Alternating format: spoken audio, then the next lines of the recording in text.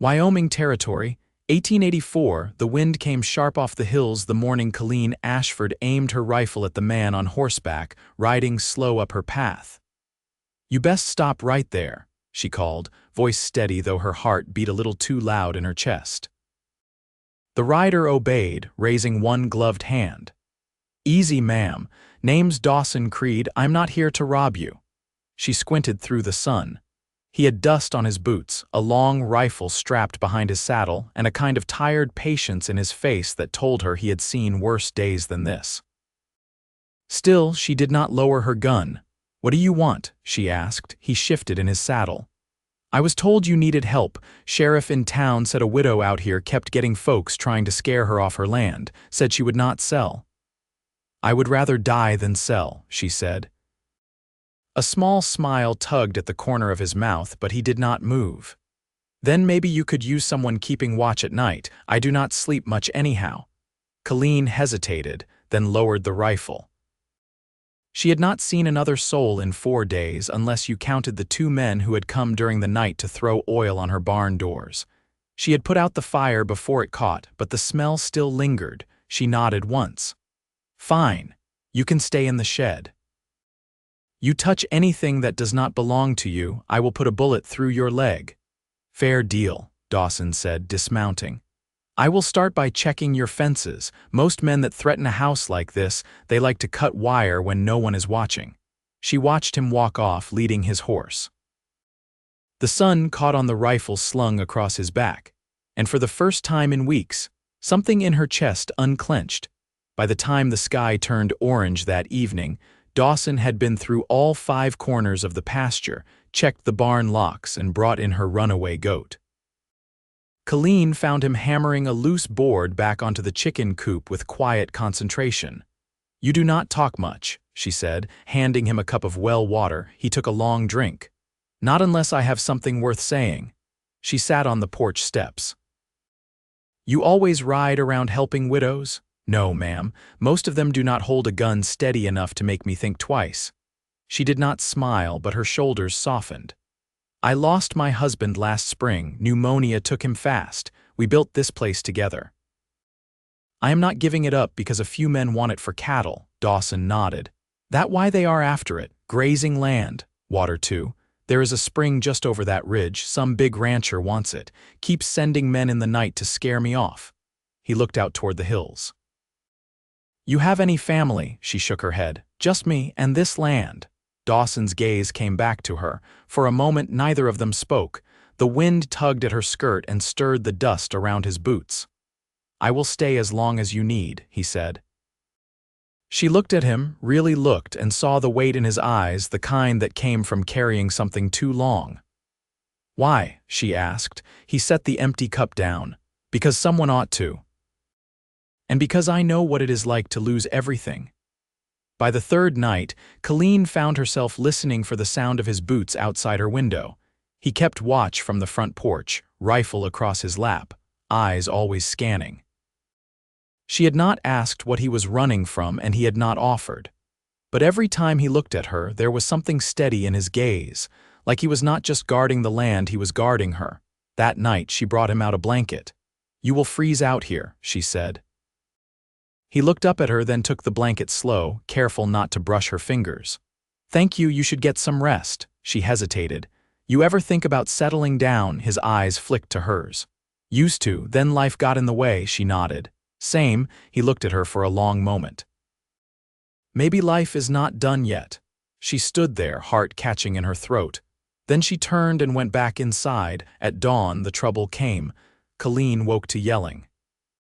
She grabbed her rifle and threw open the front door just in time to see Dawson standing in front of her porch, facing down 3 men on horseback. "We do not want trouble," Dawson called. "But you come any closer, I will not be aiming for your legs." The biggest of the 3 men spat on the ground. "That spring is worth more than this widow's pride. Tell her to take the money." "She already told you no," Dawson said.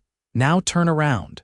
The man reached for his gun. Dawson moved faster. 2 shots rang out, sharp and bright in the morning air. 1 man fell from his horse, screaming. The others scattered, galloping away with curses on their lips. Colleen ran out, breath caught in her chest. "Are you hurt?" Dawson turned, calm and steady. "Not a scratch. You—" She shook her head, and before she could stop herself, she stepped forward and grabbed his arm. "Thank you." He looked down at her hand on his sleeve. "You are safe, that is what matters," she nodded, blinking fast. That night she sat beside him on the porch, shoulder close to his. They shared a single blanket between them. "You sure you want to stay?" she asked. He looked at her, eyes clear and sure. "I have not wanted anything more in a long time." And when she leaned her head against his arm, he stayed still, but his hand found hers and held on. They sat like that until the stars came out, the land quiet again, and for the first time since her husband died, Colleen let herself hope. The next morning, Colleen found Dawson at the woodpile, sleeves rolled, splitting logs with a rhythm that made the air feel still around him. The axe rose and fell in a clean arc, each piece of pine cracking with a sound that echoed toward the ridge. She stood for a moment in the doorway, arms folded, watching the way he moved like a man who didn't need to prove strength, just use it. "I was going to do that," she said, stepping into the yard. "You were still sleeping," he replied without looking over. "Didn't want to wake you." "I wasn't," she said, brushing her hands against her skirt. "I was just resting my eyes." That made him pause. He set the axe aside and wiped his brow with the back of his hand. "How long since you've had real sleep?" She looked down at the frost-crusted earth. "Since before the fire," he nodded, then motioned toward the porch. "There's coffee. I boiled it on the stove before I came out." She hesitated. "You don't strike me as the type to fuss over coffee." "I don't fuss over anything," he said. "But a warm cup helps things look different." She poured herself a tin cup full and sat on the top step, legs tucked beneath her. Dawson returned to the woodpile, but his eyes kept flicking toward the hills. He hadn't said it outright, but she could tell he was waiting for riders, for a sign, for whatever would come next. She didn't ask what he'd do if they returned. She already knew. Around noon, a wagon rolled up from the southern trail. The driver was a woman in a patched shawl, her daughter beside her with a basket in her lap. Colleen stepped off the porch, heart tight. She hadn't seen Bess Harrow since before the winter came down hard. "Bess," Colleen said as the wagon slowed. The woman climbed down, her hands rough and red from the cold. "Heard someone tried to burn you out, brought eggs and lard, and a dress I let out for you." Colleen's voice caught. "You came all this way. Didn't like the thought of you here alone," Bess said, glancing toward Dawson, who had wandered over with his hat in hand and a quiet nod. "This him?" Bess asked under her breath. Colleen flushed. "He's watching the place." "Just for now." Bess gave a look that said more than words. "Well, he's got the eyes of a man who doesn't run. That's something." They shared stew that evening under the eaves while the wind rattled the window panes. The girl, me, curled near the hearth with a scrap of knitting while Bess and Colleen worked through the mending pile. Dawson sat slightly apart, carving something small from a block of cedar, the wood scent mixing with the smoke. Colleen glanced up. "What is that you're making?" He turned it over in his palm. "Haven't decided yet." Me set down her yarn. "It looks like a bird." Dawson smiled faintly. "Maybe it's meant to be." After they left the next morning, Colleen lingered on the porch, watching the wagon disappear into the bare trees. Dawson came to stand beside her, his hands tucked into his coat. "You've got good people," he said. "Not many left," she replied. "But the ones who stayed I trust." He looked out toward the hills.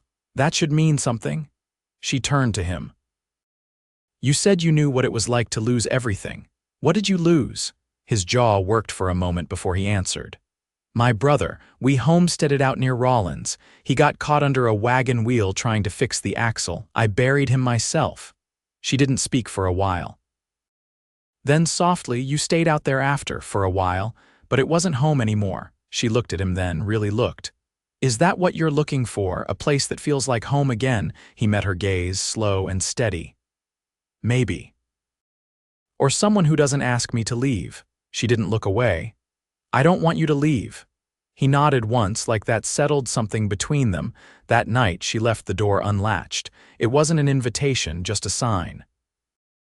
And when she stepped out onto the porch with 2 tin cups and found him there watching the stars, she didn't speak. She simply handed him the coffee and sat beside him. No words passed between them, but his shoulder pressed warm against hers, and when she leaned ever so slightly into the space where his arm met his side, he didn't move away. In the still, she thought of roots, how they sink deeper when the storms come. The snow came early that year, a thin veil at first, then thicker by dusk, coating the fence rails and softening the edges of the yard. Dawson stood beside the barn door, brushing flakes from his shoulders while Colleen checked the latch on the chicken pen. The sky hung low, the kind of gray that pressed quiet into every corner. "You ever ride through a Wyoming winter?" she asked, pulling her shawl tighter across her back. He looked up toward the ridge. "A few. They don't take kindly to men who don't prepare. I've got enough flour and dried beans to last a month. Salt pork, too, but the roof over the lean to starting to sag."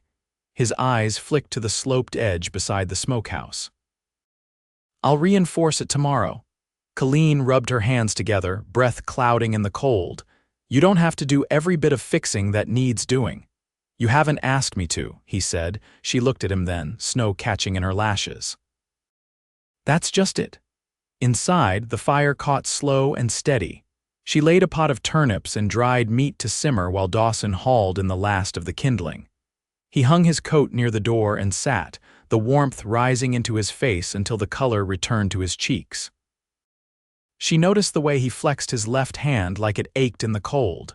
"Old injury?" she asked, nodding toward it. He flexed it once more and let it rest on his knee. "Took a bullet through the ring finger near Fort Laramie.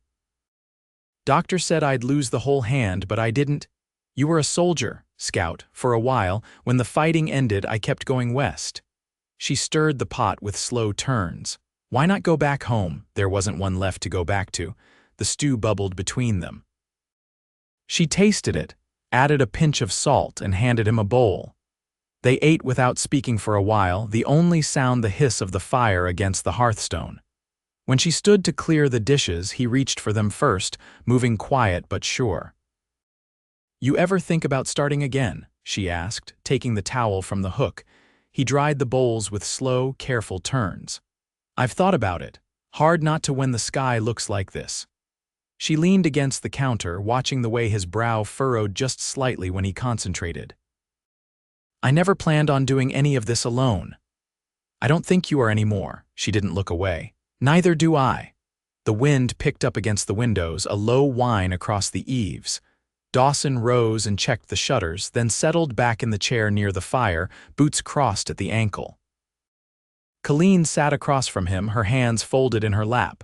"You always carve when you're thinking?" she asked. He reached into his coat pocket and drew out the small cedar bird, now shaped clean and smooth. "Sometimes it helps." She took it from his hand, turning it over. Its wings had a slight curve, like it might lift off if set down just right.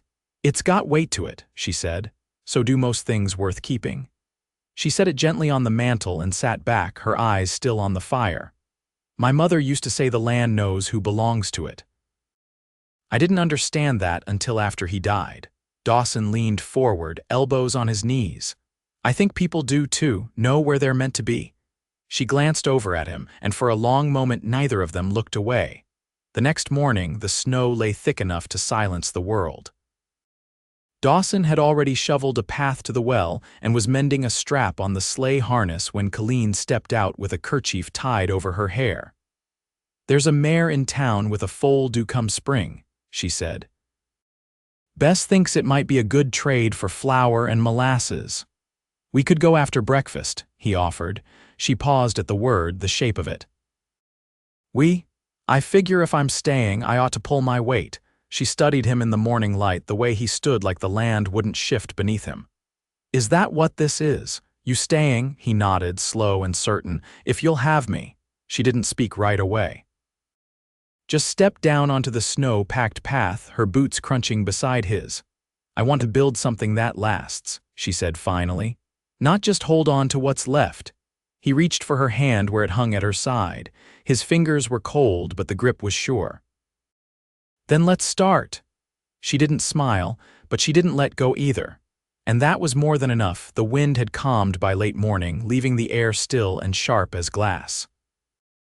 Dawson hitched the mare to the sleigh while Colleen brought out a satchel of dried apples and wheat flour wrapped in cloth, her part of the trade. The snow along the trail bore no fresh tracks, just the old ruts from the harrow wagon 2 days prior. Dawson adjusted the harness with practiced hands, then passed her the reins. "You drive," he said. "She knows your voice better." Colleen climbed onto the seat, gloves worn but warm. "You think Bess'll still have that foal?" she said, spring. "That's near enough to plan for." They rode in quiet for a while, the sleigh runners whispering over packed snow. The hills sloped down into a shallow basin where the trees gave way to scrub and frost-hardened grass. A hawk circled overhead. Dawson watched it, jaw set. "You ever think of keeping stock?" he asked. "I've thought about sheep. Easier than cattle, less land to fight over." He nodded once. "I could build a pen come thaw. Wouldn't take more than a week if we had the right boards." She turned slightly toward him. "You say that like you mean to be here when the thaw comes." He didn't break eye contact. "I do." They reached the harrow place by midday. The mare stomped against the cold as Dawson tied her off. Bess met them at the gate with her shawl pulled tight, her sleeves dusted in flour. "You're lucky," she said. "He dropped last night, strong legs, deep chest." Colleen followed her past the smokehouse where the snow had been trampled down by hooves. The foal stood close to its mother, legs still unsteady but head high. Bess reached out and rubbed its shoulder. "You always spoke of sheep," Bess said. "Changed your mind." "I didn't change it," Colleen answered. "Just widened it." Back in the sleigh, with the foal promised for spring and the trade settled, Colleen sat with her hands resting on her knees. "I want to fence the north edge," she said. "Beyond the creek, the ground's good." Dawson raised an eyebrow. "That's a long stretch." "It is, but we've got time." He didn't speak right away. "Then, you said we." She glanced at him. "I know what I said." When they returned, the sun had sunk behind the ridge, casting long shadows across the yard. Dawson unhitched the mare while Colleen carried the satchel inside. She stoked the fire, set water to boil, and pulled the bread dough she'd started that morning from its bowl. When he came in, he stood in the doorframe for a beat, watching her press flour across the board. "You always bake on the same day each week?" he asked. "No," she said. "Just felt like today needed something warm." He crossed the room, took a seat, and stretched his legs out toward the hearth. "There's a man in town named Enoch Larimer. He runs supplies out of a shop behind the old post office. He's fair. You think we'll need him? If you mean to raise sheep, we'll need salt blocks and lamp oil." "He's got both." She needed in silence a moment before saying, "You know a lot about what this place might need. I've been watching. I don't speak unless I've got something worth saying." She dusted the dough with cornmeal and set it to rise. "I remember." He leaned forward slightly. "I'm not just watching the land, Colleen." She looked up then. "I know." She sat across from him, folding her hands in her lap. The fire snapped, sending light across his boots. "I never asked what took you to Fort Laramie," she said. He rested his elbow on the table. "I was hired to scout a wagon train headed north out of Texas. Most of them were green, got turned around more than once, but they made it." "And you didn't stay?" They had families. "I didn't." Colleen thought of the way he'd carved the bird, quiet and slow, like he'd been shaping something he couldn't name. "If you had a chance to build something more," she said carefully, "would you take it?" He didn't hesitate. "If it was with you, yes." The kettle hissed behind her. She rose, filled 2 cups, and set one down in front of him. Then she sat again, this time closer than before. "I don't say things unless I mean them either," she said. He reached across the table, his hand resting over hers, rough palm against her skin. No further words passed. They didn't need to. The warmth between them was steady, like the heat inside the bread rising slow in the hearth. Outside, the wind had died completely. Inside, something new had taken root, quiet and sure. The first thaw came soft and slow, seeping into the ground with a patience Colleen had almost forgotten the earth could hold. The snow shrank from the fence posts, revealing patches of brown grass matted flat, and the creek behind the barn began to murmur beneath the ice. Dawson stood at the edge of the field, marking the soil with a length of twine, one boot pressed deep into the softening ground. Colleen crossed the yard with a basket under one arm. "If you're drawing lines already, I hope you mean to dig before the next freeze." "I figure the sooner it's measured, the sooner we can set posts," Dawson said without looking up. She set the basket down and took a folded paper from her coat pocket. "I drew the boundaries last night. If we go 2 rods beyond the creek, the ewes'll have enough grazing come summer." He took the paper, eyes scanning the pencil marks, and nodded once. "You've thought it through." "I don't start what I don't intend to finish," she said, brushing a strand of hair from her brow. He rolled the paper and slid it into his coat. "Neither do I." She crouched beside the basket and pulled out a wrapped bundle. "Bess dried these. Said the lamb's old enough now, and she figured we'd want him brought up before the water ran too high." When Dawson unwrapped the cloth, the young lamb blinked sleepily up at him, legs tucked beneath its body. He reached out and ran a hand along its back. "He'll need a pen tonight," he said. "Something warm and close." "I cleared space in the old grain shed," she said. "It's not elegant, but it'll hold." Dawson lifted the lamb gently, cradling it against his chest. "You name him yet?" "I thought maybe I wouldn't," she said. "Not until he's made it through the first month." He nodded, adjusting his grip. "Fair." That night, Colleen lit a lantern and handed Dawson a worn quilt to line the shed floor. He crouched beside the lamb, settling it onto the cloth, then stood and watched it curl in on itself with a soft sigh. "He's calm," Dawson said. "So are you," she answered.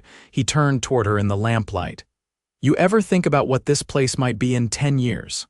"I try not to look too far ahead," she said. "But sometimes I wonder if it might be full of things that weren't here before." "Like sheep?" he asked, a slow trace of warmth behind the question. She reached out, brushing her fingers against his coat sleeve. "And a man who knows how to keep them safe." His hand closed over hers, careful and sure. "I'd stay for more than the sheep." "I know," she said. Dawson didn't speak right away. When he did, his voice was low and even. "I never thought I'd want to start again. I never thought I'd find someone who'd let me." She looked up at him. "You didn't need permission, just a place to land." He stepped closer, close enough that she could feel the quiet strength in him, the steadiness that had never once wavered since the day he arrived. "This is the only place I've ever stood and felt like I wasn't waiting to leave." Her fingers slipped into his. "Then don't." He bent his head, pressing his brow to hers. "I won't."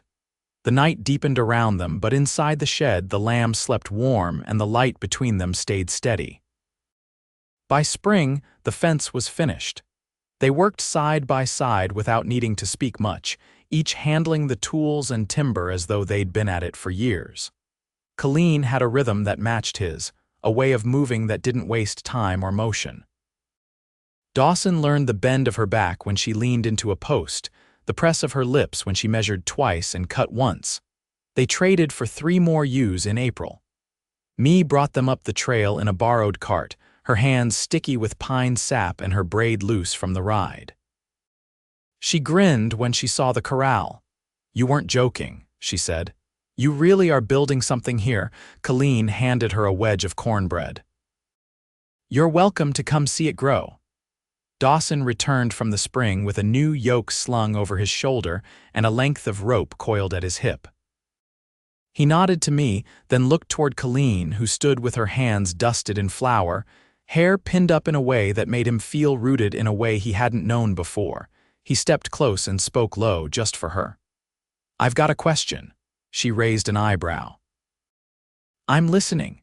He reached into his coat and pulled out a small box carved from the same cedar he'd used for the bird. Inside lay a ring, plain and smooth, the metal dulled from wear but strong. "I bought it in Rawlins," he said. "Kept it because I thought maybe one day I'd find a reason." She took the box, eyes steady. "If you're asking, you already know the answer." They married on a morning when the sky was clear and the wind let the trees stand still for once. Bess stood beside Colleen, fastening a blue ribbon into her sleeve. Dawson wore his cleanest shirt and boots that still carried dust from the trail, because she'd said she didn't want anything new, just something honest. They spoke their vows with hands clasped tight, no need for flourish or fanfare. Just the sound of the creek running nearby and the quiet presence of the people who mattered. After they walked the fence line together, the lambs trailing behind them, the sun warm on their backs. Years passed and the land grew with them. They added a lean-to for tools, a smokehouse of their own, and a second pen when the flock doubled. Me came often, older now, with her own work to tend but always smiling when she arrived. Bess stayed through the harvests, helping with wool and teaching Colleen how to card it true. And every night when the work was done, Dawson would sit beside Colleen on the porch, their hands twined, the air thick with the scent of wood smoke and sheep's lanolin. Sometimes they spoke. Sometimes they didn't, but always they stayed, and in the quiet they built a life that held strong, not perfect but full, not easy but theirs together.